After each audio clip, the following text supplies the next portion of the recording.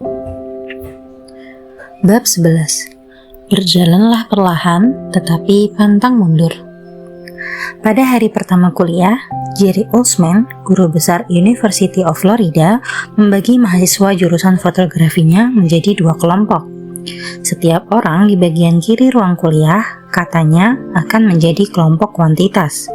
Mereka dinilai hanya berdasarkan jumlah karya yang mereka hasilkan.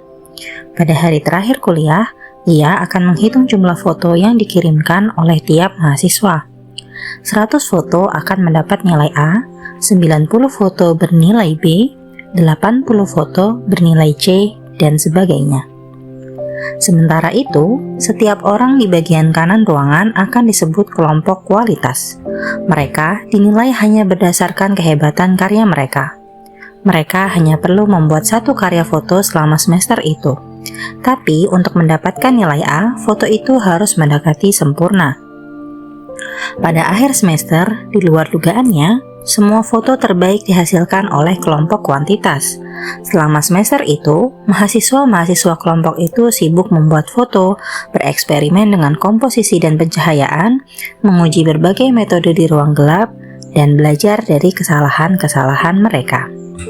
Dalam proses membuat ratusan foto, mereka mengasah keterampilan, sedangkan kelompok kualitas hanya melamun tentang kesempurnaan.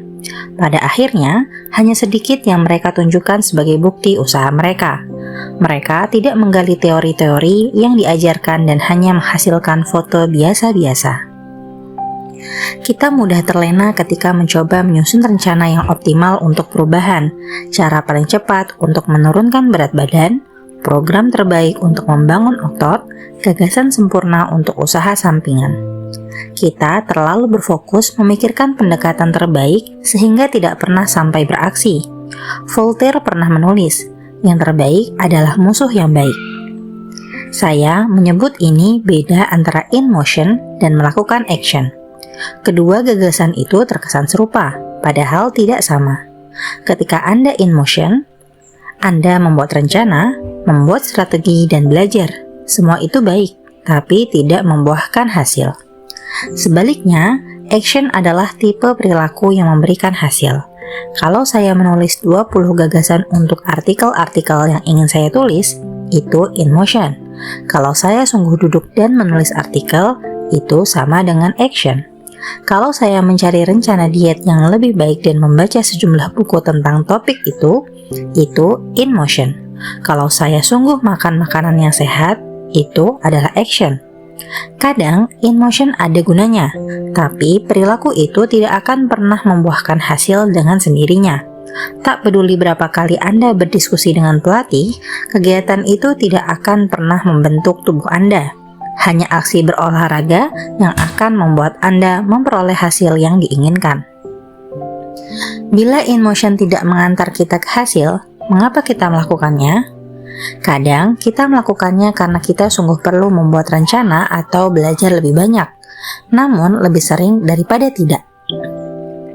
Kita melakukannya karena in motion memungkinkan kita merasa seolah-olah kita mendapatkan kemajuan tanpa menempuh resiko gagal. Kebanyakan dari kita adalah ahli dalam menghindari kritik. Tidak enak rasanya kalau sampai gagal atau ditegur di depan umum. Jadi kita cenderung menghindari situasi-situasi yang memungkinkan hal itu terjadi.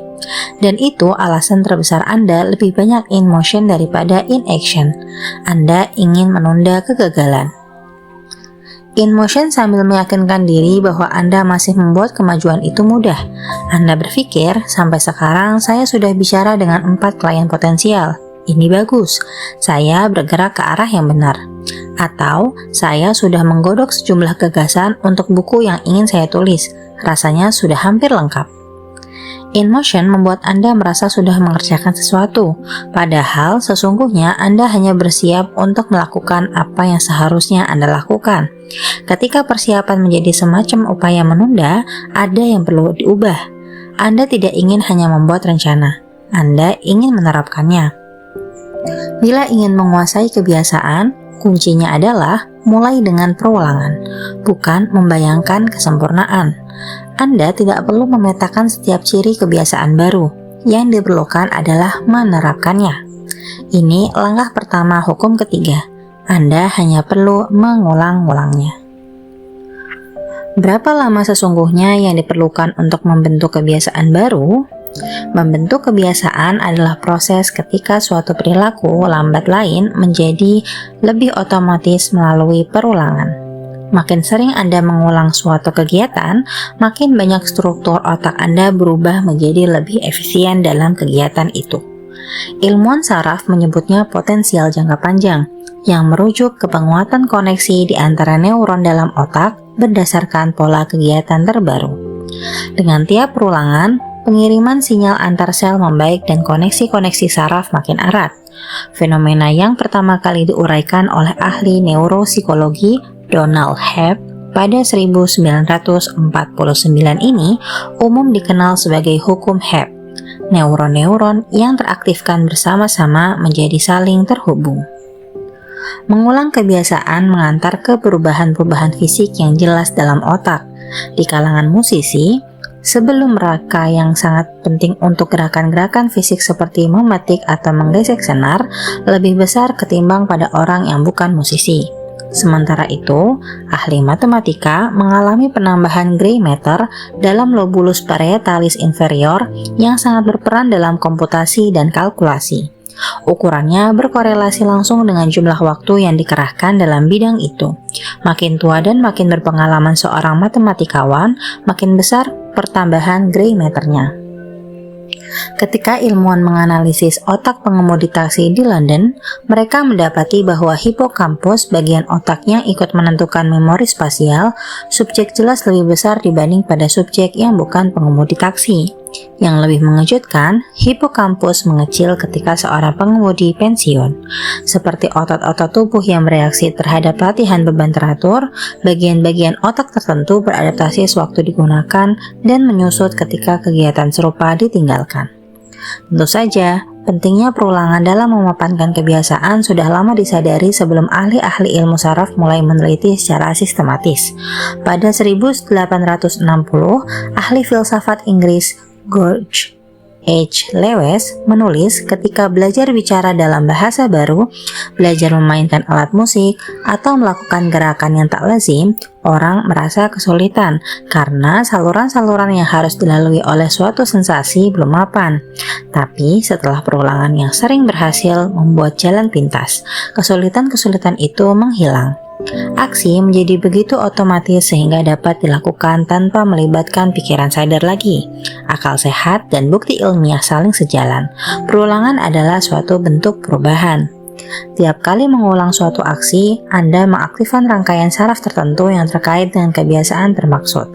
Artinya, mengulang adalah salah satu langkah paling penting yang dapat Anda ambil untuk menyandikan kebiasaan baru. Itu sebabnya mahasiswa yang mengambil banyak foto mengalami keterampilannya meningkat. Sedangkan yang hanya berteori tentang foto sempurna tidak mengalaminya. Salah satu kelompok aktif dalam praktek, sedangkan yang lain belajar secara pasif. Yang satu disebut action, sedangkan yang lain disebut in motion. Semua kebiasaan mengikuti lintasan serupa dari latihan yang serius sampai menjadi perilaku yang otomatis, proses yang dikenal sebagai otomatisasi. Otomatisasi adalah kemampuan melakukan perilaku tanpa memikirkan tiap langkahnya, yang terjadi ketika pikiran bawah sadar mengambil alih.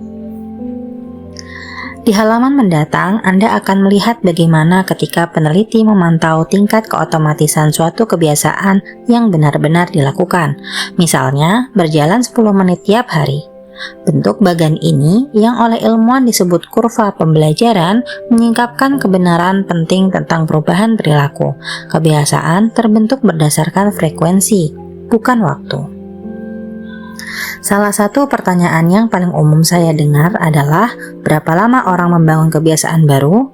Padahal yang seharusnya ditanyakan adalah, berapa kali kegiatan harus diulang untuk menjadikannya kebiasaan baru?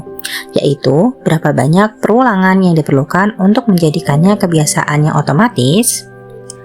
Tidak ada yang ajaib terkait dengan berlalunya waktu dalam kaitan dengan pembentukan kebiasaan.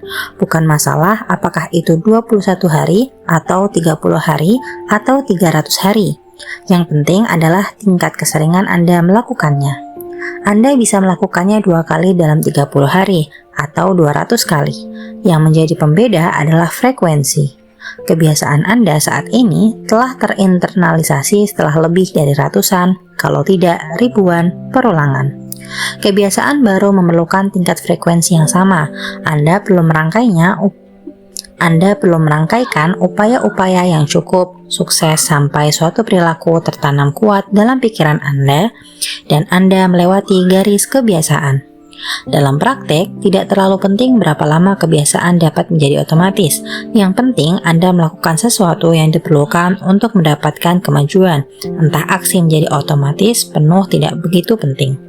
Untuk membangun kebiasaan, Anda perlu melatihnya, dan cara paling efektif untuk melatihnya adalah mengikuti kaidah dalam hukum ketiga perubahan perilaku, menjadikannya mudah. Bab mendatang akan menunjukkan kepada Anda cara melakukannya dengan tepat.